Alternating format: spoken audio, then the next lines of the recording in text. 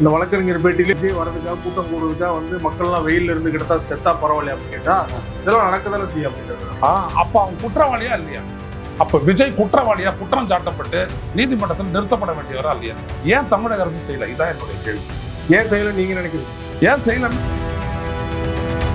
பொதுமக்களுக்கும் உயிர்களுக்கும் அபாயம் ஏற்படுத்தக்கூடிய அளவில் செயல்படுது. இதெல்லாம் அங்கே நடந்துச்சா இல்லையா? அதான் நீங்க போட்டிருக்கீங்க 109, 110, 125P, 223 அப்படி நீங்க போட்டிருக்கீங்கல்ல. அப்புறம் எப்படி விஜய் உட்படுத்தாத எப்படி நீங்க வந்துட்டு புஷியானது மற்றவர்கள்லாம் கேஸ்ல போடுறீங்க? இதான் நீங்க திருமாவளவன் கேட்கிறாரு.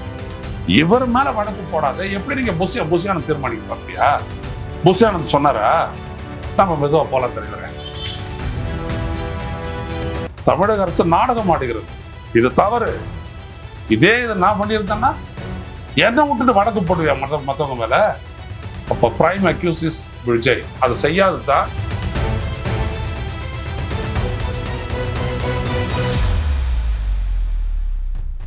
அரசியல் களம் நேயர்களுக்கு வணக்கம். இன்றைக்கு நம்மோடு நேர்காணலுக்காக மூத்த பத்திரிகையாளர் ஐயா ஐயநாதன் அவர்கள் நம்மோடு இருந்திருக்கிறார். அவரோடு பேசலாம். வணக்கம் ஐயா. வணக்கம் ஐயா. 4 நாட்களுக்கு முன்னாடி பாத்தீங்கன்னா கரூர்ல ஒரு நடக்கக்கூடாத ஒரு அசம்பாவிதம். கிட்டத்தட்ட அதற்கு விஜய் அவர்களும் ஒரு வீடியோ வெளியிட்டு இருந்தார். அந்த வீடியோல வந்து அவர் எங்கேயுமே வருத்தம் தெரிவிக்கல, அவர் எங்கேயுமே பொறுப்பேற்றுக்கல அப்படிங்கிற மாதிரியான விமர்சனம் இருக்கிறோம். அரசு தரப்புல இருந்தும் சரி, அமைச்சர் தரப்புல இருந்தும் சரி விளக்கம் கொடுத்துட்டாங்க. இந்த சூழல்ல அந்த கட்சியோட தேர்தல் பிரிவு பொதுச் செயலாளர் பாத்தீங்கன்னா அவர் மீதும் 5 வழக்குகள் போட்டிருக்காங்க. இன்னும் கைது செய்யப்படல. நேற்று மாலை பாத்தீங்கன்னா டெல்லி போயிருக்காரு. கிட்டத்தட்ட பாஜக சரண்டர் ஆயிட்டாங்க அப்படிங்கிற மாதிரியான தகவல் நேற்றுல இருந்து வந்துகிட்டு இருக்கு. உண்மை நிலை என்ன சார்? விஜய் முதல்ல அந்த நிகழ்வை பத்தி நான் சொல்லணும்னு நான் சொல்லிடுறேன். நான் இதை கான்ஸ்டன்டா நான் வந்துட்டு திருச்சிக்கு ஒரு பயணம் பண்ணதுல இருந்துட்டு நான் தொடர்ந்து ஒரு கவனிச்சுட்டு வரேன். தமிழக காவல்துறை கிட்ட அவங்க டைமிங் கேட்குறாங்க, இடம் கேட்குறாங்க. அது மியூச்சுவலாக ஒத்துக்கிட்ட இடத்துல அவங்க கொடுக்குறாங்க. இவங்க கேட்ட இடங்கள்ல ஒரு இடத்துல அவங்க கொடுக்குறாங்க. அவங்க சொன்ன நேரத்தில் அந்த பர்மிஷன் கொடுக்குறாங்க. ஆனால் இது வரைக்கும் கரூர் உட்பட விஜய் பேசுகிற அந்த 6 இடங்கள்லையுமே எந்த இடத்துலையுமே குறித்த நேரத்தில் வரவே இல்லை. விஜய் திட்டமிட்டு அவர் வந்துட்டு தாமதப்படுத்துறாரு. இந்த இன்சிடென்ட் நடந்த சனிக்கிழமை அன்னைக்கு மத்தியானம் இதுக்கு தனி ஒரு வீடியோவே நான் போட்டேன். விஜய் திட்டமிட்டு தாமதமாக வருவதன் நோக்கம் என்ன அப்படின்னு சொல்லி கேட்டு ஒரு வீடியோவே போட்டேன் நான் ரூஸ்டர்ல. ஏன் அப்படின்னம்னா, ஒரு தலைவனா இருக்கிறவன் முதல் நிகழ்ச்சிக்கு சரியா போயிடுவான். அதுக்கப்புறம் தாமதங்களாகவும் அதுக்கேற்ற மாதிரி மக்களும் தொண்டர்களும் காத்திருப்பாங்க, வரலாம். ஆனா முதல் நிகழ்ச்சிக்கு 6 மணி நேரம் 8 மணி நேரம் எடுத்துக்காட்ட நான் சொல்ல வரேன். இந்த இதுல வந்துட்டு விஜய்க்கு எதிரான ஒரு குற்றச்சாட்டு என்னன்னா, தாமதமாக வந்தது இப்படிப்பட்ட ஒரு நிகழ்வுக்கு காரணம், அந்த அளவுக்கு மக்கள் வந்துட்டு அதிகரிச்சதுக்கு காரணம் அப்படின்னு சொல்லிட்டு சொல்றாங்க. பாருங்க, 8:45 டைமிங் வாங்கியிருக்காங்க நாமக்கல்ல. விஜய் இங்க இருந்து எத்தனை மணிக்கு ஃபிளைட்டை பிடிச்சாரு? 9 மணிக்கு. உங்களுக்கு சார்ட்டர்டு ஃபிளைட். அது ஷூட்டிங்கு குறித்த நேரத்துக்கு நீங்க போறீங்க. நான் கேள்விப்பட்ட வரைக்கும் ரஞ்சிதமே உன்ன கொஞ்சமே ஒரு பாட்டு ஒரு டான்ஸ் ஆனார்ல, 6 மணிக்கே வந்து பாடிட்டு டான்ஸ் ஆட்டி ஒரு போயிட்டாரு இவரு. அவ்வளவு கீனா இருக்கீங்கல்ல. உங்களை அந்த நேரத்துக்காகவே உங்களை வந்துட்டு திரையுலகம் மதிக்குது. நான் அதுவும் அறிந்து வந்தா. அப்படியாப்பட்ட நீங்க 8:45 கூட்டம்னா அங்க வந்துட்டு 6 மணில இருந்து ஜனம் காத்துட்டு இருக்கிறான். ஆனா நீங்க இங்க வந்துட்டு 8:45 தான் உங்களுடைய ஃபிளைட்டே புறப்படுது. அதுவும் சார்ட்டர்டு ஃபிளைட். ஏன் 6 மணிக்கு புறப்படக்கூடாதா? 6 மணிக்கு புறப்பட்டு இருந்தானா 6:45 போயிருக்கலாம். அங்கேருந்து 92 கிலோமீட்டர் நாமக்கல் 1.5 மணி நேரத்தில் நீங்க போயிருக்கலாம். 8:15 போயிருக்கலாம்.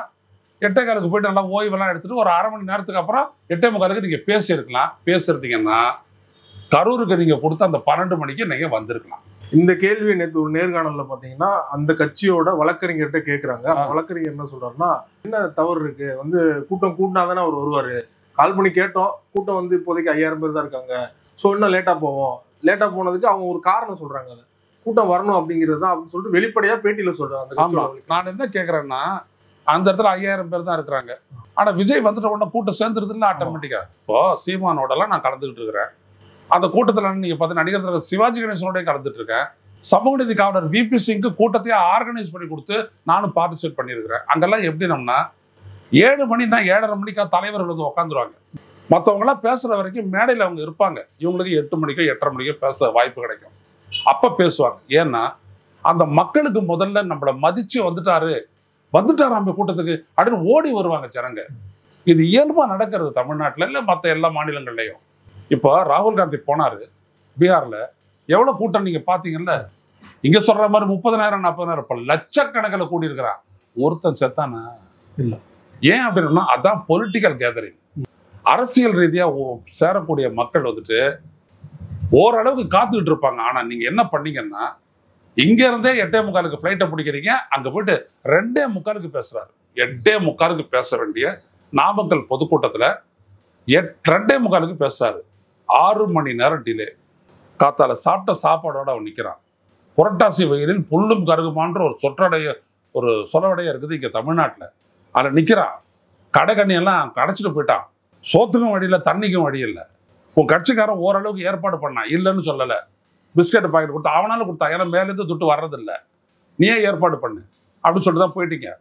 அப்போ இவ்வளவு முடிச்சுட்டு அதுக்கப்புறம் இவர் புறப்படுறாரு.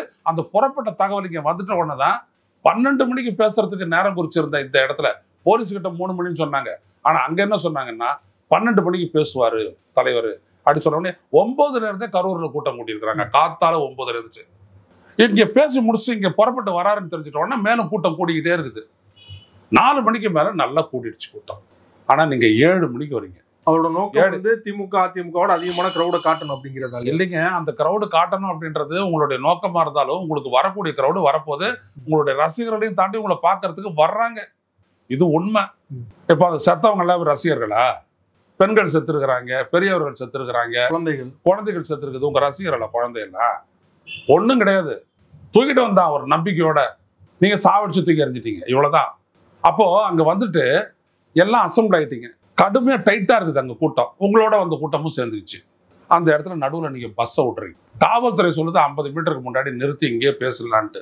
இல்ல அங்கதான் போகணும் அப்படின்னு சொல்லிட்டு இழுத்தாங்க. இழுத்துறது வைக்கும் போது 2 சைட்லயும் அந்த அந்த வண்டிக்கு வழிவிட எல்லாரும் பின்னாடி போறாங்க. அதுதான் நெரிசலை ஏற்படுத்தியது, மூச்சுத்திணறலை ஏற்படுத்தியது, மரணங்களை ஏற்படுத்தியது. இப்போ பாருங்க, நான் இவ்வளோத்தையும் சொல்றேன். இதை வந்துட்டு மறுநாளே சனிக்கிழமை நடந்தது. ஞாயிற்றுக்கிழமை காத்தால இந்து பத்திரிகையில ஜெய்சங்கர் ஃப்ரம் கரூர் அந்த இடத்துல இருந்தே அவர் ரிப்போர்ட் பண்ணியிருக்காரு. இதை பாருங்க, poor long wait poor planning led to stampede at Karur. அதில் அவர் எழுதுற அந்த இடத்த நான் சொல்ல வரேன். 2 இடத்த சொல்றேன் பாருங்க. The organizers has announced that TVK President Vijay would speak at noon. noon என்ன அர்த்தம்? மதியம், நண்பகல் 12 மணி, மதியானம் 2 மணி கூட வரலாம். The crowd began to assemble from 9 AM, but he did not arrive at the scheduled time. அந்த திட்டமிடப்பட்ட நேரத்தில் அவர் வரல. அதுக்கப்புறம் பார்த்தீங்கன்னா crowd கொஞ்சம் கொஞ்சமா கூடிக்கிட்டே போகுது. The size of the crowd doubled at the meeting spot as the people who accompanied Mr. Vijay vehicle also joined those who were already waiting there. அங்க இருக்கக்கூடிய கூட்டத்தோட அவங்களோட வந்தவங்களும் சேர்ந்துட்டாங்க, விஜயோட வந்தவங்களும். The problem began, நல்லா கவனிங்க, the problem began when the crowd was forced to make way for Mr. Vijay's vehicle. விஜயனுடைய வண்டிக்கு இடம் கொடுக்க வேண்டிய ஒரு கட்டாயம் அங்க கூடி இருந்த மக்களுக்கு ஏற்பட்டுச்சு. This ended in the stampede. The fans who could not move further began fainting. இதுதான் நடந்து இதுக்கப்புறம் மரணங்கள்லாம் நிகழ்ந்தது. நோ ஸ்பேஸ் டு மூவ் அப்படின்ற அளவுக்கு எல்லாம் ஆச்சு. விஜய் வந்த உடனே அதனால தான் மயக்கம் போட்டு விடுறது அப்பதான் ஆரம்பிச்சுது. ஏன்னா விஜயினுடைய வண்டினால வந்தது பின்னுக்கு தள்ளப்பட்டது. இவ்வளவுக்கும் காரணம் இப்ப யாரு? விஜய். ஏன் இந்த தமிழக அரசு கேஸ் போடல? ஒரு ரிப்போர்ட்டர் சொல்றான், நாங்களாம் பத்திரிகையாளர்கள், நீங்க பத்திரிகையாளர், நம்மளுக்கு முதல்ல நம்ம ஆள் அங்கேருந்து என்ன ரிப்போர்ட் பண்றான்றது தான் முக்கியம். ஏன்னா அவனை தான் நம்ம பொறுப்பாக்குவோம். இந்த மாதிரி எவ்வளவு பத்திரிகை ரிப்போர்ட் பண்ணிச்சு தமிழக காவல்துறையே. இதெல்லாம் உன் கண்ணுக்கு எட்டலையா? இது போலீஸுக்கே செய்யற துரோகம் இல்லையா? அது தமிழக அரசே நீங்க எப்படி நீங்க விஜயை நீங்க விட்டுட்டு பேசுவீங்க? விஜய் கட்சிக்காரன் சொன்ன நேரம் 8:45, 2:45 அவர் பேசுறதை அனுமதிக்கிறீங்க, ரைட்டா? இது என்ன நியாயம்னு கேட்கிறேன். 6 மணி நேரம் அந்த மாதிரி வச்சிருப்பீங்களா? நான் 600 கிலோமீட்டர் மனித சங்கிலி போராட்டத்தை நடத்தினவன். நான் காக்கா ஈரா லெனின் அவர்கள் இன்னைக்கு இல்லை, சண்முக சுந்தரம், நாங்கள்லாம் விவசாயிகளை திரட்டி எதிர்கட்சியா இருந்த திராவிட முன்னேற்ற கழகம் பங்கேற்றது, கூட்டணி கட்சிகள் பங்கேற்றன, விடுதலை சிறுத்தைகள் பங்கேற்றார்கள். 600 கிலோமீட்டர் மனித சங்கிலி பண்ணோம். மரக்காணம் டு ராமேஸ்வரம் 6 லட்சம் பேர் பங்கேற்றாங்க. ஒரு இன்சிடென்ட் கிடையாது. எங்களுக்கு காவல்துறை பர்மிஷன் கொடுக்கல, கோர்ட்ல போட்டு தான் நாங்கள் வாங்கினோம். ஆனா காவல்துறை சொன்ன எல்லா கண்டிஷனும் கடைபிடிச்சோம். ஒன்னே ஒன்று தவிர எங்க ஆட்கள் ட்ரம் பீட்டை பெண்ணா டக்கு அடிச்சாங்க. அது மட்டும் கூடாது, நான் முடியாது, அவங்க பாட்டுக்கு அவங்க ஓரம் நின்று அடிப்பாங்க, அவ்வளவுதான். டிராபிக் இருந்தது, நாங்க ஹைவேஸ்ல பண்றோம். மரக்காணத்துல இருந்து ராமேஸ்வரம் வரைக்கும் பண்ணோம். ஒரே ஒரு கேஷுவாலிட்டியில போலீஸுக்கும் இல்லை எங்களுக்கும் இல்லை. ஏன்? பொறுப்புணர்வு. 5 மணின்னு சொன்னோம், 5:15 எல்லாரும் கூட்டிட்டோம். 6 மணிக்கு திட்டமிட்டபடி கலைஞ்சோம். அண்ணன் வைகோ எங்களோட இருந்தாரு, நாடாளுமன்ற உறுப்பினர் ரவிக்குமார் எங்களோட நின்னாரு, அமைச்சராக இருந்த பொன்முடி இருந்தார் எங்களோட. இவ்வளவு பேரை நாங்கள்லாம் கை பிடிச்சிக்கிட்டு தான் நாங்கள் நின்னோம். 3/4 மணி நேரத்துக்கு மேலே நாங்கள் வந்துட்டு முழக்கத்தை இட்டோம், பேனரை பிடிச்சோம், பதாகைகளை பிடிச்சோம், கலைஞ்சோம். எதுவும் ஏற்படலை. ஒன்றும் தெரியாதெல்லாம் வந்து பேசலை நாங்கள். ஆனால் நீங்கள் இந்த விஜய் என்ன பண்ணுறீங்க? நீங்கள் உள்ளபடியே அந்த மக்களுக்காக நான் கசிந்து வருகிறேன், உங்கள் இதயம் நொறுங்கிடுச்சு அப்படின்னு நீங்கள் பேசுகிறீங்கல்ல. நீங்கள் அங்கே 8:45 டைமிங் கொடுத்துட்டு காத்தால 6லேருந்து நாங்கள் நின்றுட்டு இருக்கிற செய்தி உங்களுக்கு வரலையா? உங்களுக்கு தெரியாதா? அப்போது வசதியாக நீங்கள் வந்துட்டு 2:45 போகிறீங்கன்னா உங்களுக்கு அக்கறை இருக்குன்னு அர்த்தமா? அங்கே எது என்ன இடம் இருந்தாலும் பரவாயில்லன்றது அர்த்தமா? இந்த வழக்கறிஞர் பேட்டியில இதே கேட்குறாங்க. விஜய் வர்றதுக்காக கூட்டம் கூடுறதுக்காக வந்து மக்கள்லாம் வெயில்ல இருந்து கிட்டத்தா செத்தா பரவாயில்லையா அப்படின்னு கேட்டா இதெல்லாம் நடக்கதானே செய்யும் அப்படின்றது. அப்ப அவன் குற்றவாளியா இல்லையா? அப்ப விஜய் குற்றவாளியா, குற்றம் சாட்டப்பட்டு நீதிமன்றத்தில் நிறுத்தப்பட வேண்டியவரா இல்லையா? ஏன் தமிழக அரசு செய்யல? இதான் என்னுடைய கேள்வி. ஏன் செய்யல நீங்க நினைக்கிறீங்க? ஏன் செய்யலன்னு இந்த தமிழக அரசு தயங்குது. பெரியாரோட பேரை சொல்றாங்க. தந்தை பெரியார் சொன்னாரு, பொது வாழ்வுக்கு வந்தவனுக்கு தயவு, தாட்சணியம், தயக்கம் இருக்கக்கூடாதுன்னு சொன்னாரு. பெரியார் சட்டத்துக்கு கட்டுப்பட்டாரு. தனது தொண்டர்களுக்கு சொன்னார், காவல்துறை அடிச்சா முதுவை காட்டணும்னாரு. ஐயா தந்தை பெரியார் சொன்னார், அவங்க சிறையில், ஆமாம் சிறையில தான் போடுவாங்க, எடுத்துட்டு போயிட்டுன்னா உன்னை பங்களாவில் வைப்பாங்க அப்படின்னு அவர் பெரியார். எவ்வளோ பெரிய Periyar! Born rich man, born with golden spoon வாங்களா, அதான் ஐயா பெரியார். அன்னைக்கே பங்களா. திருவாங்கூர் மகாராஜா இப்படி டெல்லிக்கு புறப்பட்டு வரும்போது வந்து தங்கின இடம் பெரியாருடைய வீடுனா எப்படியாப்பட்ட இடம் பாருங்க. அப்படியாப்பட்ட பெரியார் சட்டத்தை எடுத்துக்கிட்டு வாழ்ந்தார். பெரியாரை நீ வழிகாட்டியா வச்சுட்டு இருக்கிற விஜய் 6 மணி நேரம் கழிச்சு போயிட்டு பேசுறாரு. போலீஸு கண்டுக்காது. என்ன அர்த்தம் அதுன்ற? அதுக்கப்புறம் நடந்துச்சு. இப்போ நீங்க என்ன போட்டிருக்கீங்க கேஸு? கல்பபிள் ஹோமிசைடுனா என்ன? குற்றம் செய்ய திட்டமிடாத கொலை, உங்களுடைய செயலால் ஏற்பட்ட படுகொலை. அங்கே இருந்த அரசு அதிகாரி சொன்ன கண்டிஷன்ஸை கடைபிடிக்காதது, பொதுமக்களுக்கும் உயிர்களுக்கும் அபாயம் ஏற்படுத்தக்கூடிய அளவில் செயல்படுது. இதெல்லாம் அங்கே நடந்துச்சா இல்லையா? அதான் நீங்க போட்டிருக்கீங்க 109, 110, 125B, 223 அப்படி நீங்க போட்டிருக்கீங்கல்ல. அப்புறம் எப்படி விஜய் உட்படுத்தாத எப்படி நீங்க வந்துட்டு புஷியானது மற்றவர்கள் எல்லாம் கேஸ்ல போடுறீங்க? இதான் நீங்க திருமாவளவன் கேட்கிறாரு. இவர் மேல வழக்கு போடாத எப்படி நீங்க புஷியானந்த் தீர்மானிக்க சாப்பிட்டியா? புஷியானந்த் சொன்னாரா நம்ம மெதுவா போலாம் தலைவர, அங்க கூட்டலாம் சார் அப்படின்னு புஷியானந்த் சொன்னாரா? நீங்க தான் அங்க முடிவு எடுக்கணும். உங்களை மையப்படுத்தி தானே போட்டது. அப்போ முதல் குற்றவாளியாக விஜயை சேர்க்காமல் தமிழக அரசு சட்டபூர்வமான நடவடிக்கை எடுப்போம் என்று சொல்லுவது நான் நாடகம் என்கின்றேன். தமிழக அரசு நாடகம் ஆடுகிறது. இது தவறு. இதை நான் பண்ணியிருந்தேன்னா என்ன விட்டுட்டு வழக்கு போடுவேன் மற்றவங்க மேல. அப்போ பிரைம் அக்யூஸ் இஸ் விஜய். அதை செய்யாதுதான் இந்த இவங்க பொலிட்டிசைஸ் பண்றது காரணமே அதுதான். நீங்க விஜய் மீது வழக்கு தொடர்ந்துருந்தீங்கன்னா இன்னைக்கு எல்லாரும் வந்துட்டு திட்டமிட்டு விஜயை வந்துட்டு பாதுகாப்புறதுக்காக அங்கேருந்து ஒரு டீம் வருது இல்லையா, ஹேமா மாலினி எல்லாமே வர்றாங்களே, இவங்களாம் ஏன் விஜயை காப்பாற்ற பாக்குறாங்க? கூட்டணிகளுக்கு பாக்குறாங்க இல்ல. மெயினா விஜய்க்கு கொடுத்துருக்கக்கூடிய எஜெண்டா திமுகவை டேமேஜ் பண்றது. ஓகே, அவ்வளவுதான். சும்மா சொல்லுவாரு எனக்கு வந்துட்டு கொள்கை எதிரி இவர் தான். கொள்கை எதிரி என்ன நீ எதிர்த்து பேசிட்ட கொள்கை எதிரிய? இப்ப இத்தனை மீட்டிங்ல நீங்க கலந்துக்கிட்டீங்களே, கொள்கை எதிரியை பத்தி என்ன பேசுறீங்க நீங்க? ஏதாவது உண்டா? ஓட்சோரி நடக்குது, பீகார்ல அவ்வளவு பேரை ஓட்டை தூக்கி போடுறான், தமிழ்நாட்டுக்கு ஃபண்டை மறுக்கிறான், தமிழ்நாட்டுக்கு இந்த வெள்ள போச்சுனா அதுக்கு நிதி தரல. ஏன் ஒரு வார்த்தை நீ பேசவே இல்லையே? ஏன்னா அரசியல் எதிரி தான் உனக்கு முக்கியம். ஏன் ஏஜெண்டா? உனக்கு கொடுக்கப்பட்டது திட்டம், அதை நீ செய்யற. உன்னை காப்பாத்துறதுக்காக தான் அவனுக்கெல்லாம் வந்து குவிறாங்க. உனக்கு சார்பா பேசுறதுக்காக, உன்னை காப்பாத்துறதுக்காக ஒரு அரசு போயிட்டு அங்க ஹாஸ்பிட்டல்ல போயிட்டு அவங்களால பார்த்துட்டு நல்லா இருக்கிறீங்களா அப்படின்னு கேட்டு வந்துடுறாங்க. இவ்வளவுதான். வந்ததெல்லாம் உன்னை காப்பாத்த. ஏன்? நீ அவங்களுடைய கையாளு. அவ்வளவுதான். திருமாவளவன் நல்ல கரெக்டாவே சொன்னார். இவரு அவர்களுடைய கையாளு, ஆர்எஸ்எஸ் கையாளு, ஆர்எஸ்எஸ் கையாளு, பிஜேபியினுடைய கையாளு. அது ஒரு காரணமா அவர் கைது பண்ணப்படாததுக்கு அஞ்சுறாங்க. அது வேற, அது தெரியாது. நான் என்ன போத்தீங்கன்னா தமிழக அரசு தயங்குது, அஞ்சுது. அது ஏன்றதை நான் கேள்வியை கேட்கிறேன். இந்த மொத்தத்துக்கும் காரணம் விஜய் தாங்க. 8:45 வரும்போது இங்கேருந்து 8:45 ஃபைட்டை பிடிச்சி 2:45 பேசுறாருன்னா அங்க இருக்கிற மக்களுக்கு, அவருடைய உயிர்களுக்கு இந்த அரசு காவலனா இல்லையா? அப்ப ஏன் விஜயை வந்துட்டு நீங்க குற்றப்பாட்டியில சேர்க்கல? அட்லீஸ்ட் சேர்த்தவங்க கூட நான் கைது பண்ணலையே. அது வேற, அது பண்ணட்டும், அது நான் காவல்துறை கிட்ட விட்டுறேன். It is there power. அவங்களுடைய ஆக்ஷன் எடுக்கணும், அவங்க பண்ணணும். நான் அவங்களோட நோக்க கற்பிக்க, நான் என்னைக்குமே காவல்துறைக்கு நான் நோக்க கற்பிச்சது இல்லை. செயல்படலைன்னா தான் நான் வந்துட்டு அக்யூஸ் பண்ணுவேன், மற்றபடி கிடையாது. எதுக்காக இவரை வழக்குல சேர்க்கல?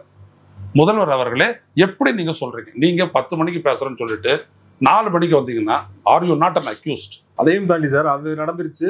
அவர் வந்து உள்ள என்டர் ஆகும் போதே பாத்தீங்கன்னா அங்கேயே மயக்கம் போட்டு நிறைய பேர் விழுகுறாங்க. அது விஜய் பாக்குறாரு, டான் ஷாட்ல கிளியரா தெரியுது கண்டிப்பா கேஷுவாலிட்டி இருக்குன்னு. அவருக்கு வந்து ஆதவர்ஜனோட கேட்கிறாரு, என்ன பேசலாமா வேணாமான்ட்டு. செந்தில் பாலாஜி மட்டும் நீங்க அந்த பாட்டு பாடிட்டு முடிச்சிருங்க அப்படின்னு சொல்ற மாதிரி ஆடியோ எல்லாம் கேக்குதுன்னா, வந்து இவ்வளவு இது நடந்தாலும் பரவாயில்ல, நான் பேச வேண்டிய விஷயத்த நான் பேசிட்டு தான் போவேங்கிறது என்ன மனநிலை? சுய முடிவு இல்ல, அவருக்கு எடுக்கக்கூடிய திறனை இல்ல, புரிதல் இல்ல, அரசியலை பற்றிய புரிதல் இல்ல, சுயமுடிவு எடுக்கிறதுல எல்லாம் பிட்டு எழுதி கொடுக்கறத வச்சு பேசுறாரு.